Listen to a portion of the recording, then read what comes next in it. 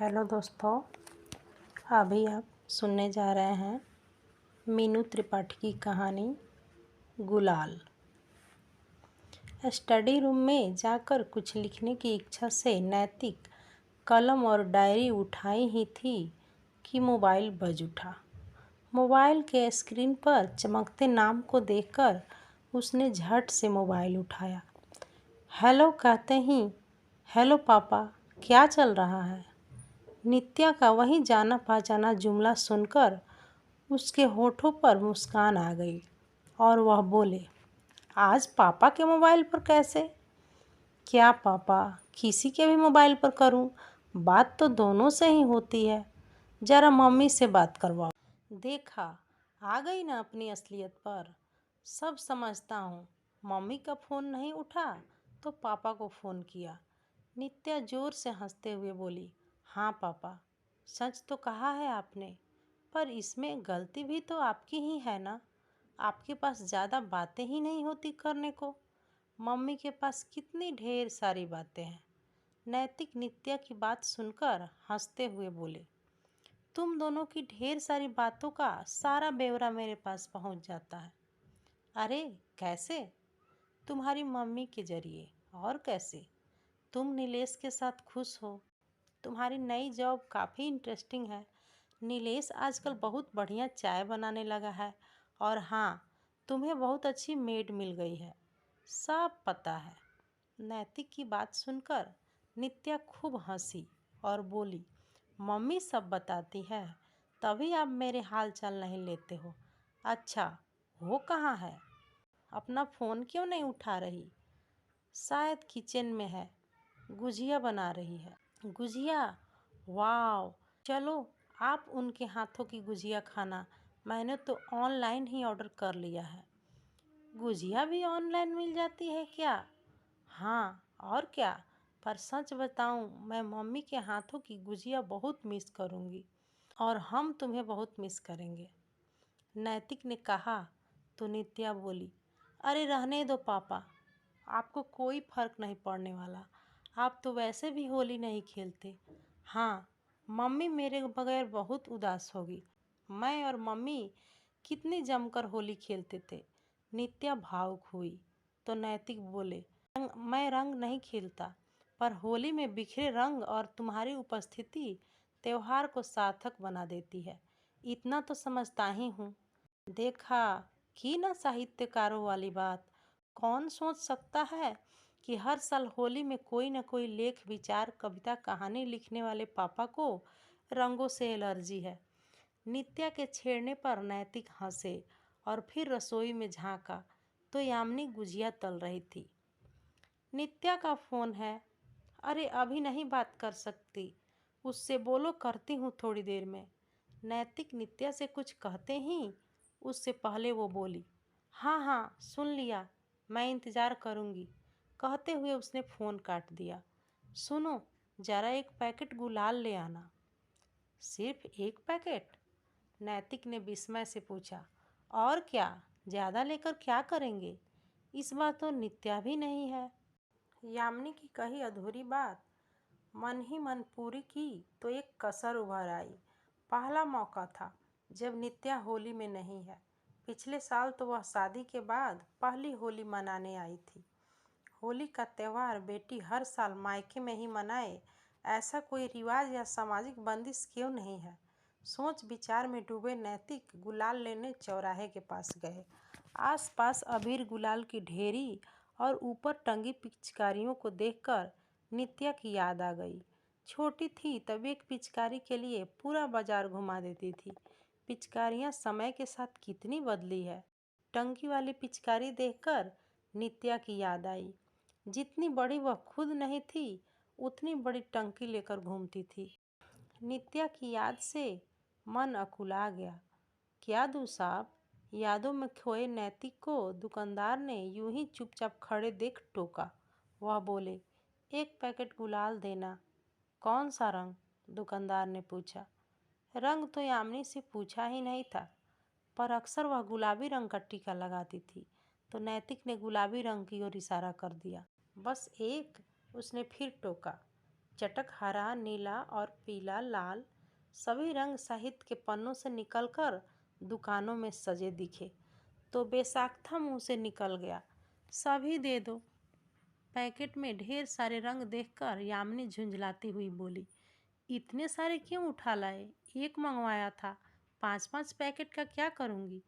क्यों, तुम बाहर खेलने नहीं जाओगी? अरे नहीं, नित्या थी तो अलग बात थी। एक बार फिर उसकी अधूरी बात मन ही मन नैतिक ने पूरी की। सुनो, आज जल्दी खा लेना, थक गई हूँ, यामिनी ने कुछ अन्य से कहा और चली गई। नैतिक ने ध्यान दिया, उसकी चाल में थकावट थी। खाना खाकर उसे सोने की तैयारी में देख नैतिक ने टोका, कल के लिए पुराने कपड़े निकालती थी ना तुम? यामिनी की ओर से कोई प्रतिक्रिया नहीं आई तो नैतिक फिर बोले, नित्या तुम्हारे हाथ की बनी गुजिया याद कर रही थी, कह रही थी इस बार ऑनलाइन ऑर्डर किया है। किसका?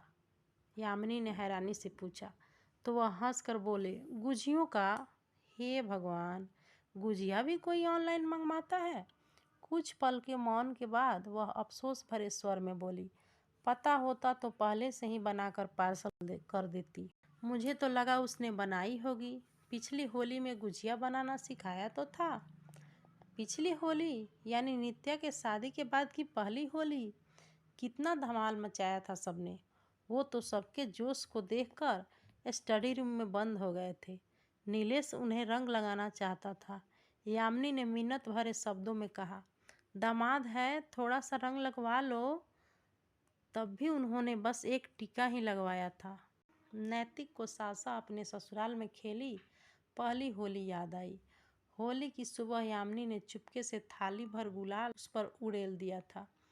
अरे यार, क्या करती हो तुम? उन्होंने यामिनी के हाथ को लगभग झटक दिया था। अचानक हुए हमले की स्वाभाविक प्रतिक्रिया जानकर वह हंस पड़ी थी, पर जब उसकी सहेलियों ने उस पर रंगों से हमला किया तो वह अपना आपा कायम न कर पाए। यामिनी स्तब्ध और सहेलियां खिसियाई हुई थी।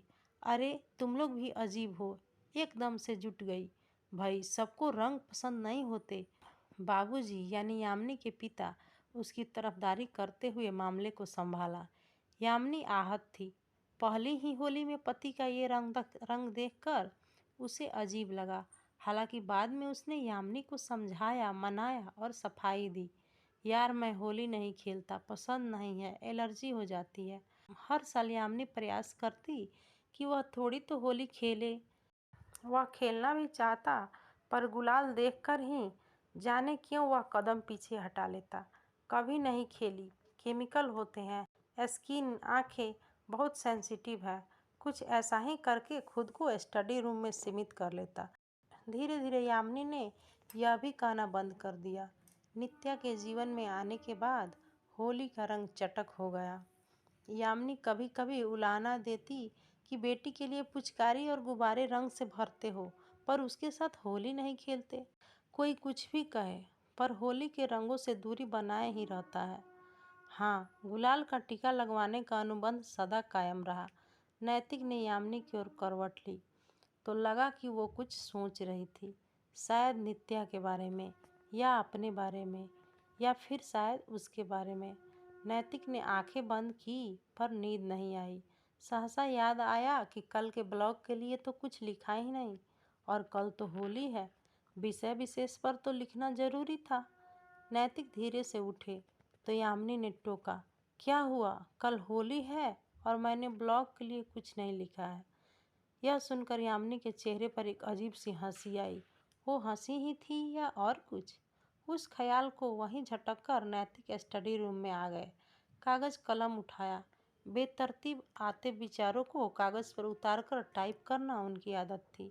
देर तक कलम कागज थामे कुर्सी पर सिर टिकाए कुछ भाव मन में पैदा करने का प्रयास कर रहे थे, पर सफलता नहीं मिली। जाने क्यों यामिनी की हंसी मन को अकुलाने लगी। मन भटकने लगा। घर में नित्या की अनुपस्थिति और यामिनी का बुझा बुझा सा चेहरा, तिस पर उसकी अजीब सी हंसी, न चाहकर भी उन्हें कुछ ऐसे प्रश्नों की ओर ले जा रहा था जिन्हें उठाना कभी अच्छा नहीं लगा। ध्यान फिर लेख पर केंद्रित किया। भाग, टिश्यू, फ्लास, गुलाल। गुलाल से यामिनी का झुंझलाना याद आया। क्यों उठा लाए इतने सारे पैकेट? कौन खेलेगा? यक्ष प्रश्न। नित्या नहीं है और वह होली खेलते नहीं? क्यों नहीं खेलता वह होली? होली में कौन सी रॉकेट साइंस है? सारे प्रश्न एक दूसरे से गुत्थम गुत्था से हो गए। नैतिक ने आंखें मूंद ली। नित्या की अनुपस्थिति में यामिनी का बुझा बुझा चेहरा उसको अपने मनोविज्ञान को समझने के लिए उद्वेलित कर रहा था। बहुत से लोगों को होली खेलना पसंद नहीं, उसे भी नहीं है। जरूरी तो नहीं कि इसका कोई मनोवैज्ञानिक कारण ही हो, पर इस संभावना से इनकार नहीं किया जा सकता कि कोई मनोवैज्ञानिक कारण भी हो।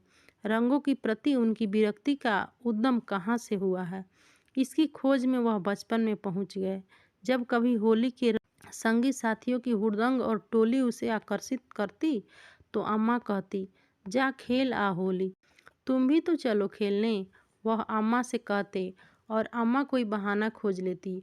अपनी अम्मा को उन्होंने कभी रंग खेलते नहीं देखा। उनकी अम्मा को न केवल होली बल्कि सभी तरह के रंगों से परहेज था। वह अकेली स्त्री स्वेच्छा से रंगों से दूर नहीं होती, पर समाज का दबाव और नियम कायदे ऐसा करने पर मजबूर करते हैं।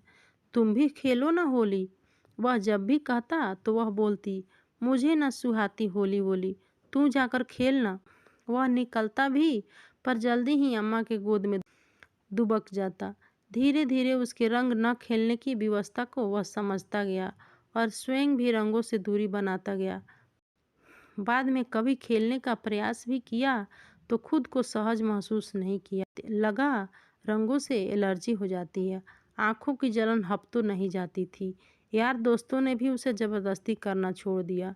रंगों से एलर्जी ही जीवन का सत्य बन गया। मन फिर अनमना हो गया था तो विचारों को झटका और एक बार फिर ब्लॉग पर ध्यान केंद्रित किया, पर कलम और शब्दों में मानो ठनी हुई थी। कलम कागज वापस वहीं रख दिए जहां से उठाए थे। जब शब्द न मिले और भावों के अंकुर न फूटे तो कलम रख देना ही बेहतर लगा। सोने के लिए अपने कमरे में आए तो देखा यामिनी सो चुकी थी। नाइट बल्ब की हल्की रोशनी में यामिनी को ध्यान से देखा। थके थके चेहरे पर उम्र की लकीरें कुछ ज़्यादा ही उभर आई थी। वह अपने लेखन में इतना मसरूफ था कि ध्यान ही नहीं दिया। अब जल्दी ही यामिनी थक जाती है। आज उसकी चाल में भी हल्की सी थपक महसूस की थी। और आज तो इतना काम भी नहीं था। पिछले साल नित्या और नीलेश दोनों थे। ढेर सारे कामों के बीच भी यामिनी का चेहरा फूल सा खिला रहता था। आज यामिनी कुछ अलग सी थकी लगी, थकी थकी, बुझी बुझी। उसने उसे ध्यान से देखा, फिर करवट बदलकर आंख मूंद कर सोने की कोशिश की, पर नींद नहीं आई। होली पर लेख लिख न पाने का मलाल था। सो देर तक फाग, रंग, सराबोर, गुलाल जैसे शब्दों को चुनकर भाव ढूंढता रहा। धीरे धीरे नींद हावी और शब्द गड़बड़ होने लगे। सुबह चिड़ियों की चहचहाहट के साथ मोबाइल भी बज उठा। हैप्पी होली बोलती यामिनी के स्वर में घुली उदासी से अंदाजा लगाया दूसरी तरफ नित्या होगी। कुछ देर यूं ही आंखें मूंद लेटे रहने के बाद वह उठा। यामिनी बरामदे की सीढ़ी में बैठी नित्या से वीडियो कॉलिंग कर रही थी। मोबाइल घुमाकर लॉन में लगे अमलतास, मालती, गेंदा और गुलाब को दिखाकर उसे मायके का आभास करवा रही थी। नीलेश दरवाजे के पास आकर खड़े हुए और माँ बेटी के वार्तालाप सुनने लगे। और बता, आज का क्या प्लान है? यामिनी के पूछने पर नित्या कहने लगी, नीलेश के साथ क्लब हाउस जाने का प्रोग्राम था, पर अब देखती हूँ।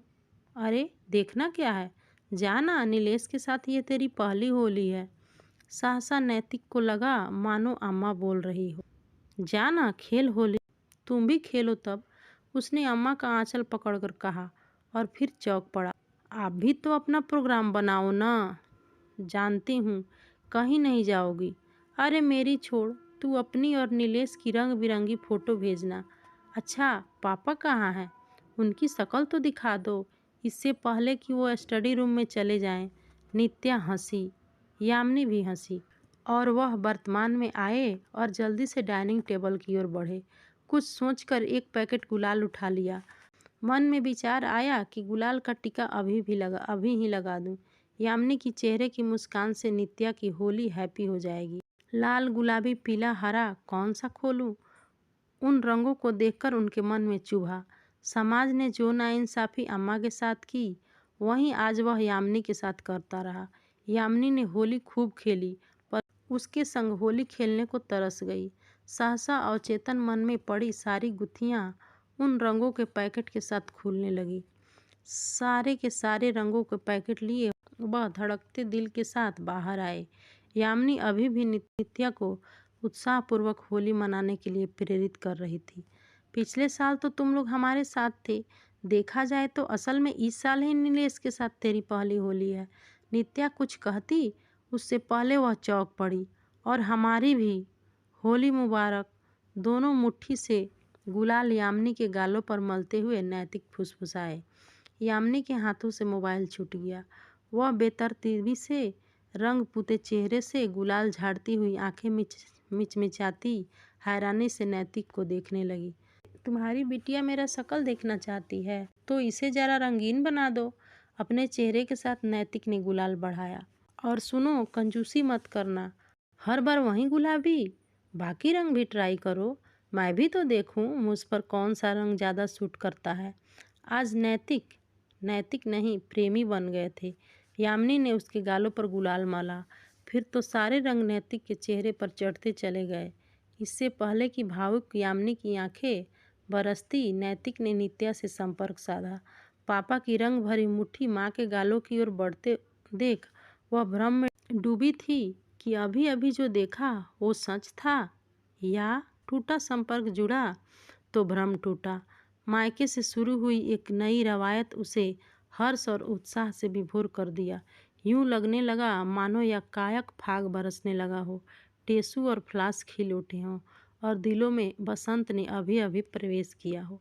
अभी आप सुन रहे थे मीनू त्रिपाठी रचित कहानी गुलाल। ये कहानी आपको कैसी लगी ज़रूर बताना।